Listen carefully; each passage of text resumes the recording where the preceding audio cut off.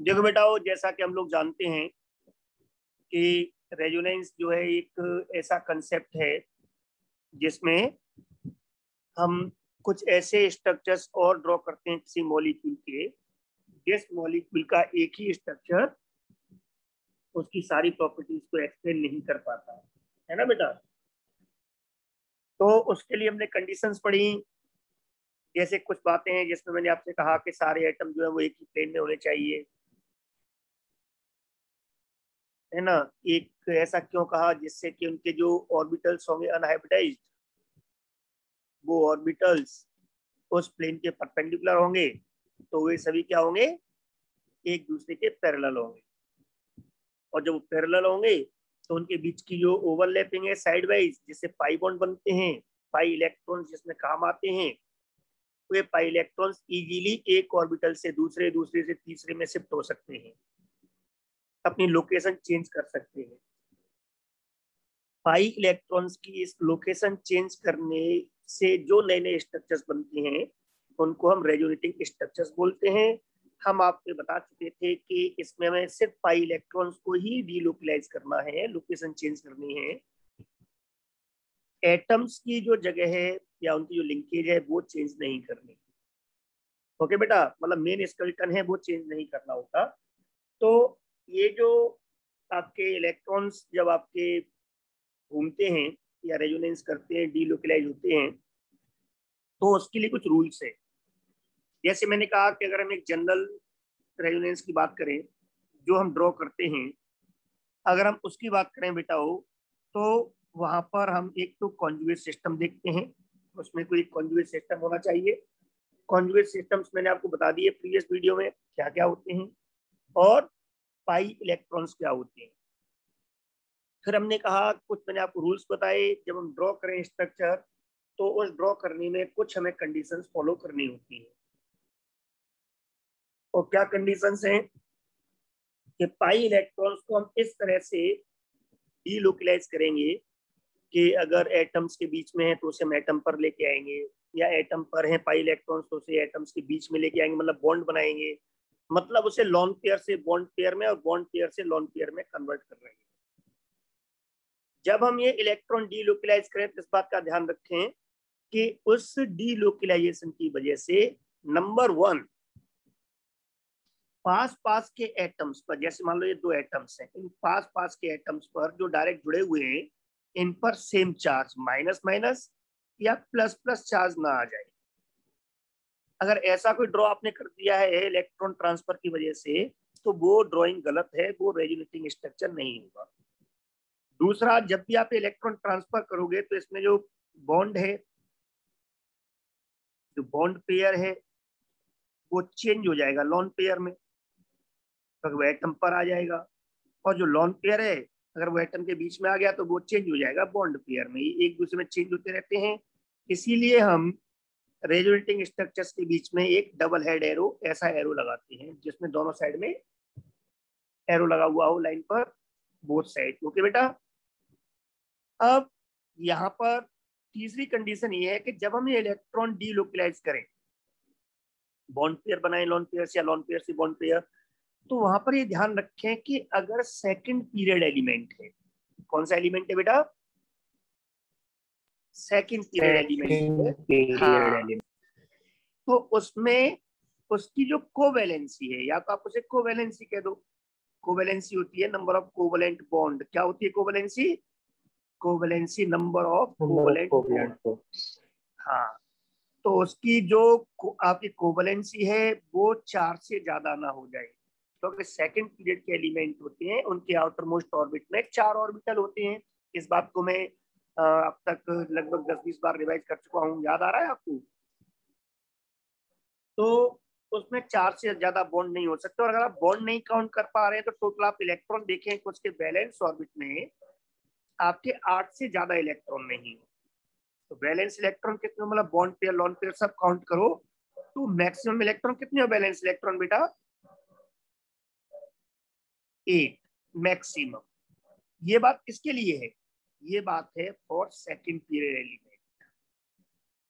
अगर second period का atom है तो आप ये ध्यान रखोगे इससे ज्यादा नहीं होना चाहिए। अगर इससे ज्यादा हो गया आपके इलेक्ट्रॉन की शिफ्टिंग से। इससे कम तो हो सकता है, पर अगर ज्यादा हो गया तो एक कंफर्म मान लें कि वो गलत स्ट्रक्चर है। तो दो जगह आपकी गलती हो जाएगी अगर आपने दोनों चीजें फॉलो की हैं।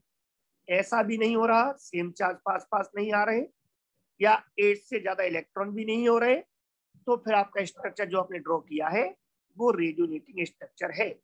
ओके बेटा हो। यस।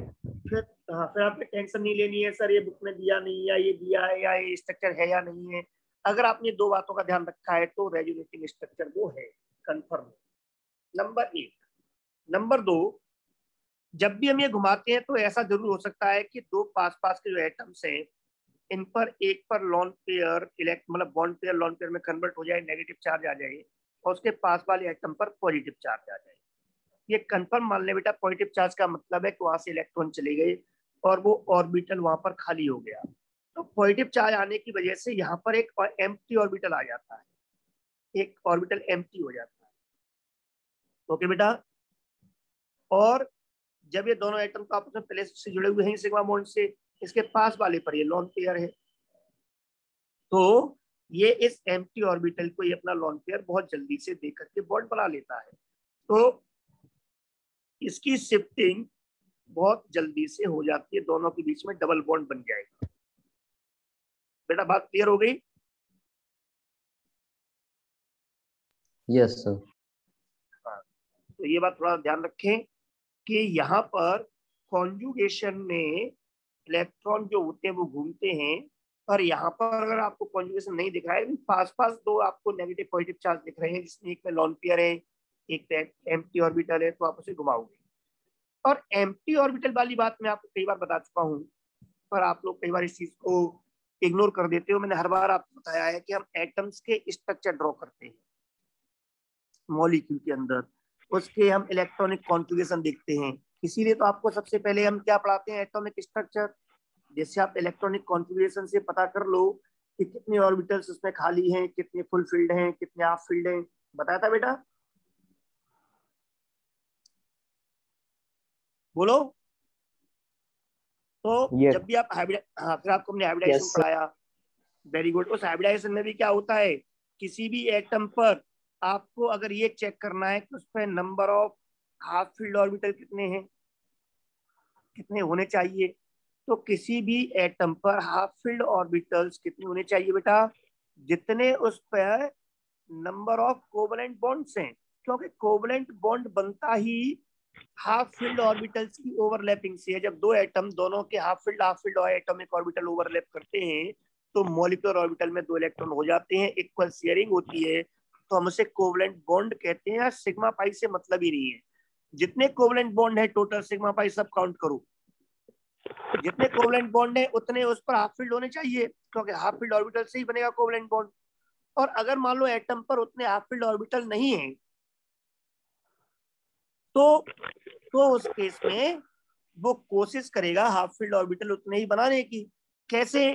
तो उस समय मैंने बताया था, उस समय क्या होता है, एक्साइटेशन ऑफ इलेक्ट्रॉन होता है। पर एक्साइटेशन ऑफ इलेक्ट्रॉन जरूरी थोड़ी है, एक्साइटेशन ऑफ इलेक्ट्रॉन केवल तब होगा जब जितने हाफ फील्ड ऑर्बिटल चाहिए बॉन्ड के अकॉर्डिंग उतने उस पर नहीं होंगे। जितने बॉन्ड बन रहे हैं कोवलेंट उतने उस पर हाफ फील्ड ऑर्बिटल है, तो वो क्यों एक्साइट करेगा फिर? तो ये कुछ आईक्यू वाली चीजें हैं। तो एक्साइटेशन ऑफ इलेक्ट्रॉन केवल कब होता है बेटा, excitation of electron take place to provide sufficient number of half filled orbitals। लेकिन बेटा ये एक्साइटेशन तभी तो होगा जब उस पर आपके क्या हो, फुल फील्ड ऑर्बिटल हो। क्या हो बेटा, अपने फुल फील्ड ऑर्बिटल हो उसके पास कोई पूरा भरा हुआ, और उसके पास में कोई खाली ऑर्बिटल भी हो, एम्प्टी, है ना बेटा? और उसकी ये सेम एटम की बात हो रही है, और उस पर जितने बॉन्ड बनने चाहिए उतने हाफ फील्ड नहीं है, तो वो अपना इलेक्ट्रॉन यहाँ से यहाँ पहुंचा देगा। इसको हम बोलते हैं एक्साइटेशन। तो इस तरह से दो हाफ फील्ड बन जाएंगे। पहले एक भी हाफ फील्ड नहीं था, अब दो हाफ फील्ड हो गए। आ रही बात समझ में? Yes sir. तो ये चीजें अंडरस्टूड की होती हैं, हमें कितनी एक्साइटेशन करना है, जितनी जरूरत होगी उतना करेंगे, नहीं होगी हम नहीं करेंगे। ठीक है बेटा। तो इसी तरह से यहाँ पर आपको ध्यान रखना है कि हमने कहा था सारे एटम्स जो हैं वो आपके एक ही प्लेन में होने चाहिए। इसका मतलब क्या है? इसका मतलब ये है कि जो एटम्स हैं उनके जो अनहाइब्रिडाइज्ड ऑर्बिटल होंगे वो पैरेलल होंगे और वो आपस में इलेक्ट्रॉन एक दूसरे में शिफ्ट कर सकते हैं, ओवरलैपिंग कर सकते हैं, और उस कंडीशन में इलेक्ट्रॉन लगातार घूम सकते हैं और नए नए स्ट्रक्चर बन सकते हैं। कल मैंने आपको एग्जांपल दिया था, फिर हमने कहा था हम रेजोनेंस हाइब्रिड बनाएं। तो कैसे बनाएं? तो आपने देखा था कल हमने एक मॉलिक्यूल लिया था जिसमें CH2CH CH2 और CH2 के बीच में ये जो दो पाई इलेक्ट्रॉन थे, वे pi electron that is bond जो थे वो लगातार इस कार्बन से लेके इस कार्बन तक लगातार घूम रहे थे कि नहीं बेटा?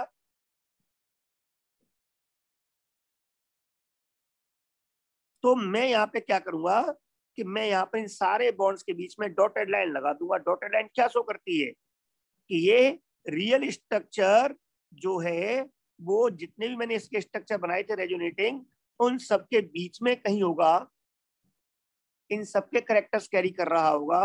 तो इस तरह से हम इसका स्ट्रक्चर बना देते हैं, इसको हम बोल देते हैं रेजोनेंस हाइब्रिड। तो रेजोनेंस हाइब्रिड कैसे बनाते हैं? जहां तक वो पाई इलेक्ट्रॉन्स घूम रहे हैं वहां तक हम डॉटेड लाइन बना देते हैं। आ रही बेटा बात समझ में?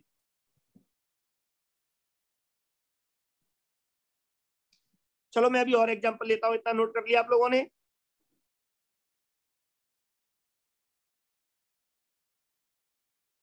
Yes sir. वेरी गुड, इसका स्क्रीनशॉट ले लो, बाद में नोट कर लेना। अब मैं यहाँ पर कुछ करेक्टर्स की पहले डिस्कस कर लूँ यहाँ पर, फिर मैं और बहुत सारे एग्जांपल लूंगा। आज हम आपके सिर्फ रेजोनेंस स्टडी करेंगे, अगले सेशन में भी और बहुत सारे एग्जांपल लेके आपको हम बताएंगे, इनके एग्जांपल्स भी देंगे और कुछ रेजोनेंस हाइब्रिड भी बनाएंगे। देखो इसके करेक्टर्स में सबसे पहले बात आती है कि जो रेजोनेंस के करेक्टर्स है उनमें सबसे पहला है कि जितने भी स्ट्रक्चर्स होते हैं रेजोनेंस के जो भी हमने बनाए हैं वो हर स्ट्रक्चर कम से कम एक प्रॉपर्टी को एक्सप्लेन करना चाहिए। क्यों? क्योंकि हमने स्ट्रक्चर बनाई क्यों थे? आप शुरुआत याद करो, इसकी डेफिनेशन क्या थी, क्या था वजह रेजोनेंस की? कि एक ही स्ट्रक्चर से सारी प्रॉपर्टी एक्सप्लेन नहीं हो पा रही थी, इसलिए रिमेनिंग प्रॉपर्टीज को एक्सप्लेन करने के लिए ही हमने स्ट्रक्चर्स ड्रॉ किए। इसका मतलब वो ड्रॉ हम कर रहे हैं प्रॉपर्टी को एक्सप्लेन करने के लिए, तो हर स्ट्रक्चर कोई ना कोई प्रॉपर्टी को एक्सप्लेन करना चाहिए। इस बात को हम लोग थ्योरेटिकली तो यहाँ नहीं देख सकते, बट एक्सपेरिमेंटली वो चीजें आगे प्रूव होनी चाहिए। दूसरा ये है कि जितने भी हम स्ट्रक्चर्स बनाते हैं रेजोनेंस के, इन सारे स्ट्रक्चर्स में हर कंपाउंड मॉलिक्यूल की जो एनर्जी होती है, उसका जो एनर्जी कंटेंट है वो बेटा हो इनमें बहुत ज्यादा डिफरेंस नहीं होना चाहिए। तो या बहुत ज्यादा डिफरेंस नहीं होता है, आप ये याद रखो। इनमें इनकी एनर्जी जो है वो ऑलमोस्ट सेम ही रहती है, मतलब बहुत कम डिफरेंस होता है। डिफरेंस तो होता है, अलग अलग स्ट्रक्चर होगा, अलग अलग अट्रैक्शन होंगे, तो एनर्जी भी अलग अलग होगी, लेकिन वो डिफरेंस बहुत ज्यादा नहीं होता। जो रेजोनेंस हाइब्रिड हम जो बनाते हैं यहाँ पर, जो कि मैंने कहा था कि एक्चुअल तो नहीं बना सकते, एक्चुअल स्ट्रक्चर जो है उसको कागज पर ड्रॉ नहीं कर सकते, पर हमने जो बनाया है हाइपोथेटिकली भी, वो भी हाइब्रिड जो है वो मोस्ट स्टेबल स्ट्रक्चर होता है। ओके बेटा? और जो जितना ज्यादा स्टेबल होता है उसका एनर्जी कंटेंट उतना ही कम होता है, ये आपको बता चुका हूं मैं। एनर्जी बढ़ने पर स्टेबिलिटी कम होती है और एनर्जी कंटेंट कम होने पर स्टेबिलिटी बढ़ती है। ओके बेटा?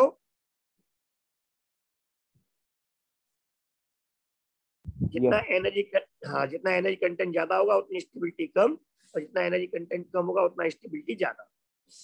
तो रेजोनेंस हाइब्रिड मोस्ट स्टेबल होता है। और हमने जो बनाए हैं रेजोनेंस स्ट्रक्चर, उन रेजोनेटिंग स्ट्रक्चर्स की हम स्टेबिलिटी कंपेयर करेंगे। क्या करेंगे हम? उनकी हम स्टेबिलिटी कंपेयर करेंगे। कैसे करते हैं कंपेयर स्टेबिलिटी आगे हम बताते हैं आपको, लेकिन उस स्टेबिलिटी हमारे कंपेयर करने से हमें अगर मिलता है कोई सबसे कम स्टेबल रेजोनेटिंग स्ट्रक्चर, तो सबसे कम स्ट्रक्चर जो रेजोनेटिंग स्ट्रक्चर सबसे कम स्टेबल है मींस उसकी एनर्जी सबसे ज्यादा होगी, है ना बेटा?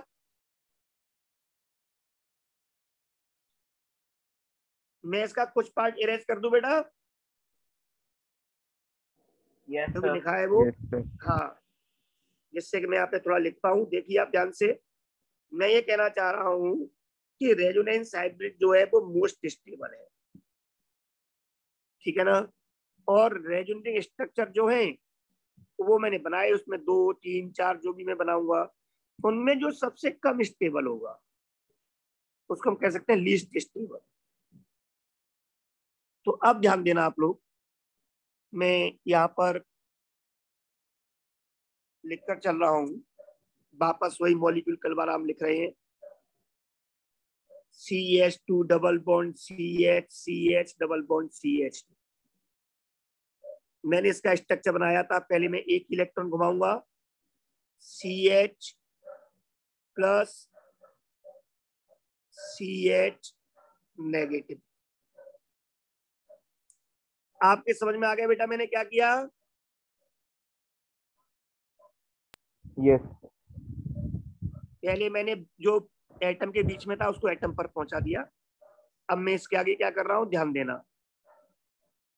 अब मैं ये जो इलेक्ट्रॉन है, पाई इलेक्ट्रॉन जो लोन पेयर में है, जो आपको ये दिख रहे हैं यहाँ पे, ये भी लोन पेयर बन गया। इनको मैं एटम्स के बीच में लाऊंगा, लेकिन जैसे ही मैं एटम्स के बीच में लाऊंगा बेटा, तो ये कार्बन जो है वो सेकंड पीरियड एलिमेंट है, इस पर 5 बॉन्ड नहीं बन सकते। देखो अभी 4 तो ऑलरेडी है, 2 आपको ये दिख रहे हैं ना बेटा, 2, एक इधर दिख रहा है, 3, एक हाइड्रोजन से बना होगा, तो कितने बॉन्ड दिख रहे हैं आपको इस पे कार्बन पे? ऑलरेडी 4 है ना बेटा? Yes sir. इसमें ऑलरेडी 4 बॉन्ड है, लिख दिया है मैंने। तो अगर ये आपका लोन पेयर यहाँ के बॉन्ड में कन्वर्ट होगा तो 5 बॉन्ड हो जाएंगे ना, और 5 हो नहीं सकते क्योंकि सेकंड पीरियड है। इसका मतलब क्या हुआ कि जब ये यहाँ आएगा तो इसको जगह खाली करनी पड़ेगी, ये इलेक्ट्रॉन्स यहाँ आ जाएंगे। तो इस पे तब भी कितने रहेंगे? 4 के 4 रहेंगे, कोई दिक्कत?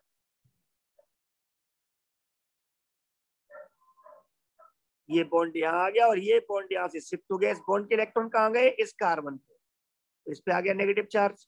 यहाँ तो कुछ हुआ ही नहीं, इसलिए प्लस का प्लस रहा। लेकिन ये जो नेगेटिव चार्ज थे जो बॉन्ड पेयर में कन्वर्ट हो गए, वो उसका चार्ज खत्म हो गया, क्योंकि वो तो बॉन्ड में काम आ गया, अब एटम पे नहीं है। उस एक्स्ट्रा इलेक्ट्रॉन जिसकी वजह से चार्ज आया था वो बॉन्ड में काम आ गया। और जो जिसपे मैंने 4 लिखा है बॉन्ड, वे आपका इलेक्ट्रॉन उस पर एक आया है बॉन्ड और एक गया है, तो नेट डिफरेंस 0, इसलिए उस पर कोई चार्ज नहीं है। तो ये क्लियर हो गया बेटा? बोलो। यस। Very good. अब आप यहाँ पे ध्यान दें कि अब क्या होगा कि ये जो है आपका ये वाला वापस फिर यहाँ बॉन्ड बनाएगा, तो इसको यहाँ से जाना पड़ेगा। अब ये यहाँ आ जाएगा, है ना बेटा? पर यहाँ आएगा तो ये क्या करेगा, मैंने अभी बताया आपको कि ये इस कार्बन से इलेक्ट्रॉन जब गए हैं तो इस पे एक एम्प्टी ऑर्बिटल है, तो ये यहाँ पे लोन पेयर बनाने के बजाय वो डायरेक्ट यहाँ भी आ सकता है इसके बीच में। ओके बेटा? तो जब ऐसा करेगा तो वापस से फिर वो स्ट्रक्चर बन गया। कौन सा वाला? पहले वाला। इसलिए मैं इसे दूसरे पेन से लिख रहा हूँ कि रिपीट हो रहा है ये वाला, ये स्ट्रक्चर। देखो यहाँ पे ये इसका चार्ज खत्म, तो किसको इलेक्ट्रॉन मिल गए, यहाँ पे बॉन्ड एक ही रह गया, अब शिफ्ट हो गया, और यहाँ पे बॉन्ड 2 बन गए वापस से, क्योंकि वो लोन पेयर बॉन्ड पेयर में कन्वर्ट हो गया। कोई दिक्कत बेटा? अब आप अगले तरीके से समझो, ये भी तो हो सकता था यहाँ पर कि ये इलेक्ट्रॉन यहाँ शिफ्ट हो जाए। अगर ऐसा होता तो क्या होता बेटा? ऐसा होने पर CH2 डबल बॉन्ड CH यहाँ आ गया इलेक्ट्रॉन, और ये आ गया इस पर प्लस चार्ज। ये इलेक्ट्रॉन वापस जब आप बॉन्ड बनाएंगे तो ये यहाँ शिफ्ट हो जाएगा, इस पे आ गया ये नेगेटिव चार्ज, यहाँ हो गया ये डबल बॉन्ड, और यहाँ पर ये है पॉजिटिव चार्ज। मतलब इसकी जो कार्बन है उस पर हो सकता है कि इस तरफ पॉजिटिव चार्ज हो, इस तरफ नेगेटिव हो, या इस पर नेगेटिव हो, इस पर पॉजिटिव हो, उससे कोई फर्क नहीं पड़ना। ये सारे स्ट्रक्चर्स क्या है बेटा? All are resonating structures. Is that clear?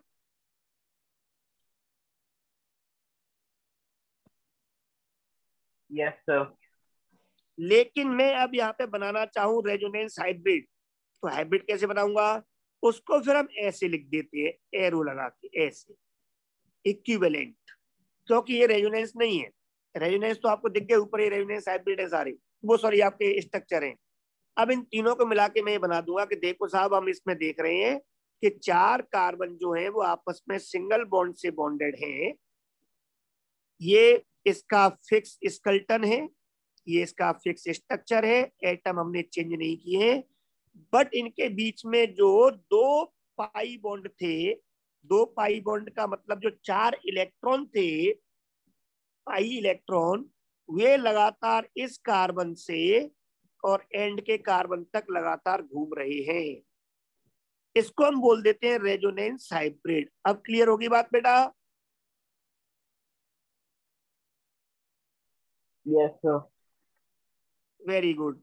और ये जो मैंने बनाए हैं वो सब क्या है? रेजोनेटिंग स्ट्रक्चर है। इनको मैं नंबर दे देता हूँ, ये पहला, ये दूसरा, ये तीसरा, ये नहीं है, ये तो सेम आ गया पहले वाला, ये तो इसलिए इसको नंबर नहीं दूंगा, ये तो सेम रिपीट हो गया पहले वाला है ना।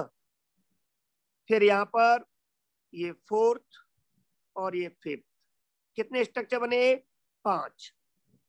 कोई दिक्कत किसी को? No sir.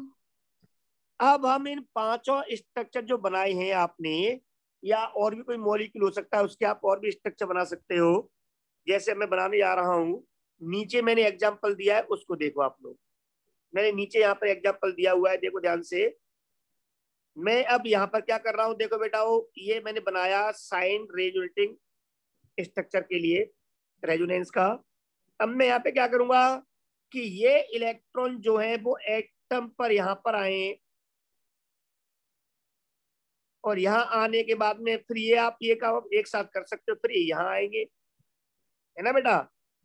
पहले एटम पर आएंगे, फिर एटम से होकर के यहाँ आ जाएंगे। तो आप डायरेक्ट ये कह सकते हो ना कि एक तरह से ये 2 स्टेप में दिखाने के बजाय आप इसको सिंगल स्टेप में दिखा सकते हो कि ये इलेक्ट्रॉन यहाँ से यहाँ आए।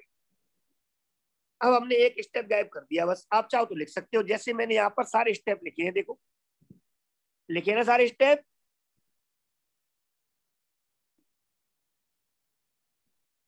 ओके बेटा? लेकिन जैसे आप ऐसा करोगे, नाइट्रोजन पर ऑलरेडी कितने बॉन्ड है बेटा?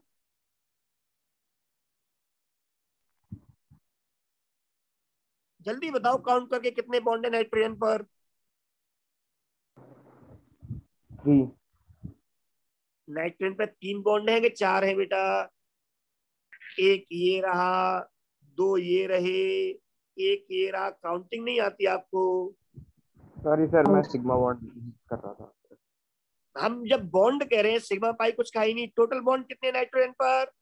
4। नाइट्रोजन कौन से पीरियड का है? सेकंड पीरियड का। मतलब इसकी मैक्सिमम कोवेलेंसी 4 ही हो सकती है। 4 बॉन्ड है। अगर आप इस बॉन्ड को, इस जो कार्बन कार्बन के बीच में है, अगर आप इसे नाइट्रोजन के लेके आओगे तो बॉन्ड नाइट्रोजन पे 5 हो जाएंगे। और अगर आपने ऐसा कर दिया तो स्ट्रक्चर गलत हो जाएगा। मेरा कहने का मतलब इतना सा है कि अगर आपने इन इलेक्ट्रॉन को यहाँ पहुंचा दिया और यहाँ पर आपने अगर डबल बॉन्ड बना दिया और इसको ऐसे ही रखा, तो ये स्ट्रक्चर गलत हो जाएगा। लेकिन इस पे इलेक्ट्रॉन आएंगे तो प्लस चार्ज खत्म हो जाएगा। आपने प्लस चार्ज खत्म कर दिया यहां से, और ये स्ट्रक्चर आपने बना दिया। लेकिन इलेक्ट्रॉन यहां से गए इस कार्बन से, यहाँ प्लस चार्ज आ गया। अगर आपने ऐसा स्ट्रक्चर बना दिया तो ये गलत हो जाएगा। और इसके गलत होने की वजह क्या है? वजह लिखोगे इसकी। क्या वजह है इसकी बेटा? कि नाइट्रोजन की यहाँ पर वैलेंसी कितनी हो गई? 5। दैट इज के वैलेंस ऑर्बिट में कितने इलेक्ट्रॉन हो गए? 10 इलेक्ट्रॉन्स हो गए बैलेंस में, है ना बेटा?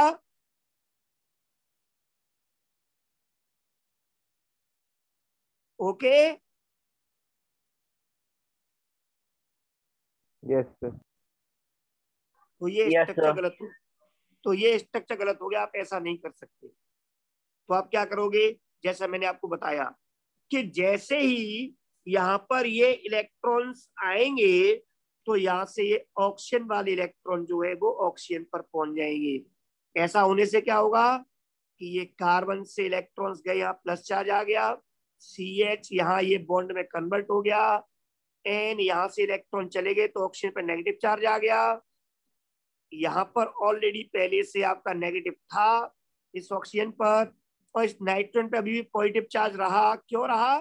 क्योंकि जैसे ये इलेक्ट्रॉन आया है वैसे इलेक्ट्रॉन यहाँ से चले भी गए, तो इसलिए नाइट्रोजन के चार्ज पर कोई फर्क नहीं पड़ेगा। अब ये जो आपने स्ट्रक्चर बनाया ये सही है। क्यों? क्योंकि नाइट्रोजन पर अभी भी 4 ही बॉन्ड हैं, कोई दिक्कत नहीं है। Any problem? नो। अब आप इसमें एक और स्ट्रक्चर बना सकते हो, और वो क्या है मैं इसके आगे बना रहा हूं, आप ध्यान देना।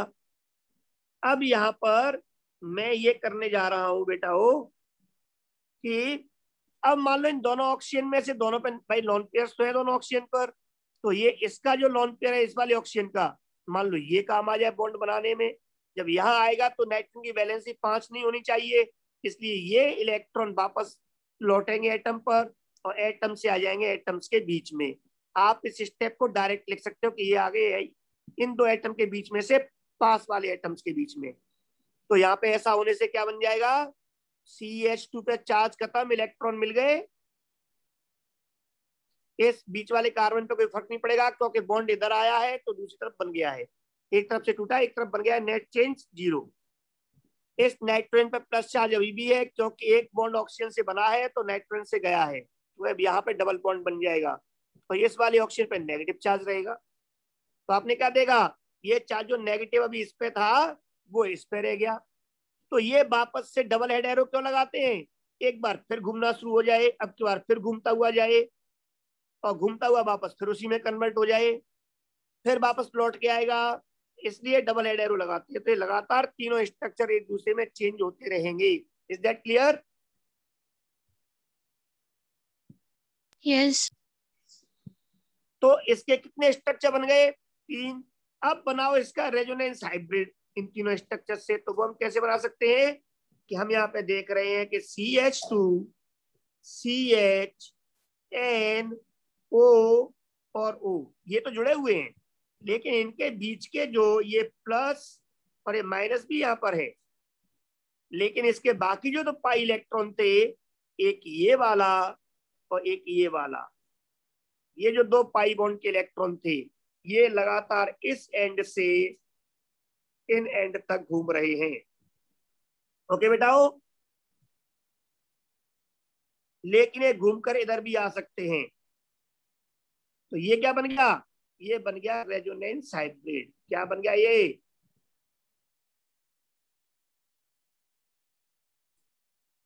Resonance hybrid.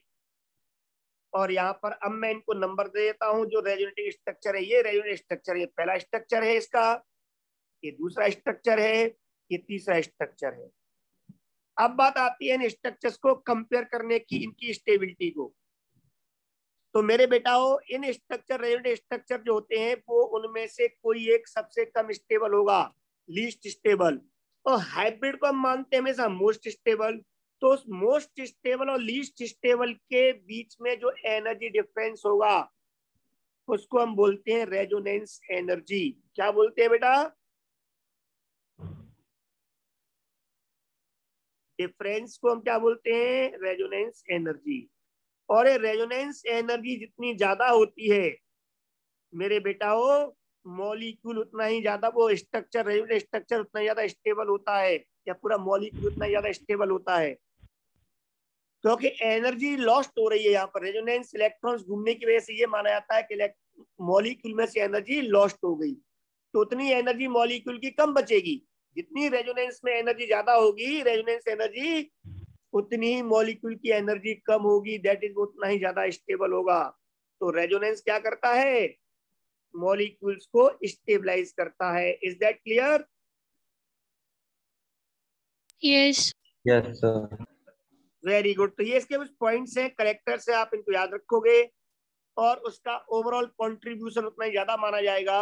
मान लो ये आपके स्ट्रक्चर 3 बने, इस मॉलिक्यूल के स्ट्रक्चर कितने बने हैं, 3। इनमें जो सबसे ज्यादा स्टेबल होगा हो सकता है वो 60% हो, जो कम स्टेबल है वो आपका 30% हो, उससे भी कम स्टेबल है वो 10% हो। मतलब पूरे मॉलिक्यूल में जो रेजोनेटिंग स्ट्रक्चर सबसे ज्यादा स्टेबल होता है या जितना ज्यादा स्टेबल होता है उसका रेजोनेंस हाइब्रिड में परसेंटेज उतना ही ज्यादा होता है उसके कैरेक्टर्स का। ओके बेटा, तो ये आप ध्यान रखें। रेजोनेंस, हाँ, रेजोनेंस एक्स्ट्रा स्टेबिलिटी देता है मॉलिक्यूल को। जितनी रेजोनेंस एनर्जी ज्यादा होगी उतना ही मॉलिक्यूल स्टेबल ज्यादा होगा। रेजोनेंस जो है उसकी वजह से बॉन्ड एक जैसे हो जाते हैं, आइडेंटिकल। आइडेंटिकल मतलब, अब यहाँ पे वही बताने आ रहा था, ध्यान से देखो।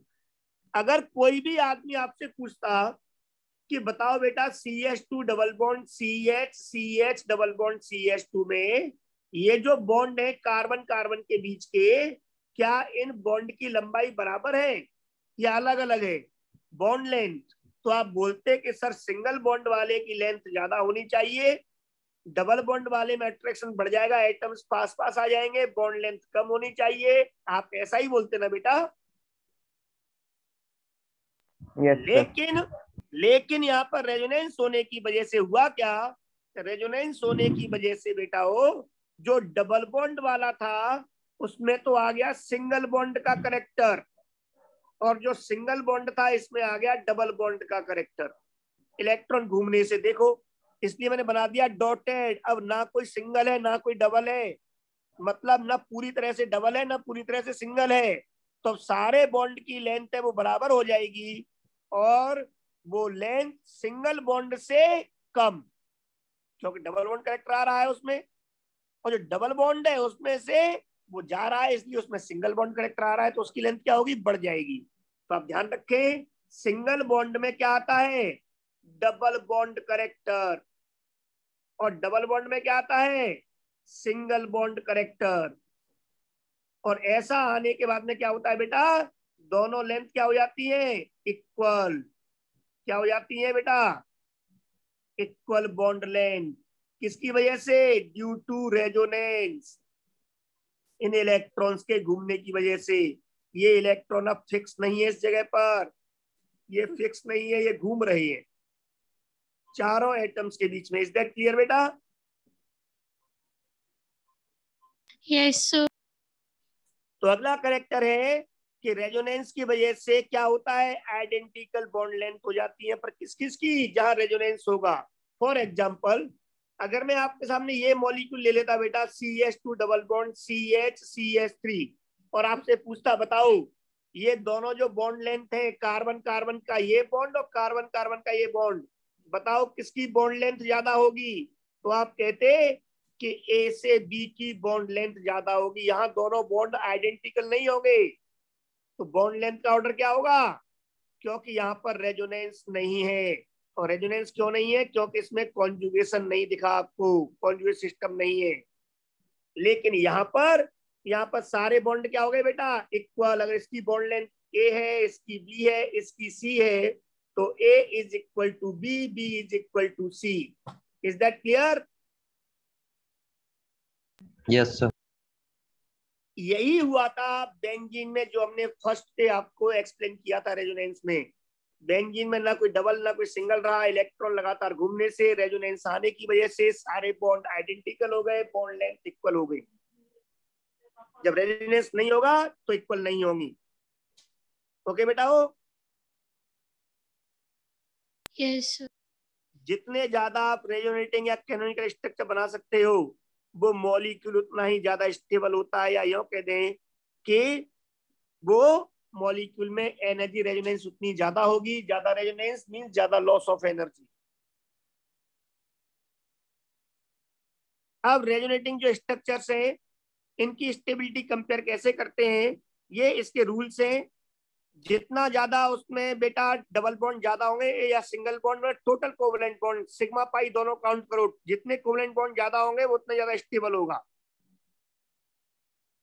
अगर दो तरह के बॉन्ड बराबर हैं लेकिन एक न्यूट्रल है, एक में चार्ज है प्लस माइनस, तो न्यूट्रल वाला ज्यादा स्टेबल होगा। अगर दोनों पे चार्जेज हैं तो ज्यादा इलेक्ट्रोनेगेटिव एटम पर नेगेटिव चार्ज हो और कम इलेक्ट्रोनेगेटिव पर पॉजिटिव चार्ज हो तो ज्यादा स्टेबल होगा। उल्टा हो गया तो कम स्टेबल होगा। इलेक्ट्रोनेगेटिव पर पॉजिटिव चार्ज आ रहा है तो वो कम स्टेबल स्ट्रक्चर होगा। एक जैसे चार्ज है वो पास पास नहीं हो सकते, मैक्सिमम डिस्टेंस तो होनी चाहिए फारदेस्ट, और जो अपोजिट चार्ज है वो एक दूसरे के नजदीक होने चाहिए। अगर ये करेक्टर्स है तो स्टेबिलिटी ज्यादा होगी, अदरवाइज नहीं। ओके बेटा हो। Yes, sir. चलो अगले सेशन में अब बात करते हैं इसके आगे डिटेल में, एग्जांपल्स लेंगे हम बहुत सारे, स्टेबिलिटी कंपेयर करेंगे। सेम लिंक पे वापस आ रहा है आपको। ओके बेटा हो। Okay sir. Yes, sir. Okay sir.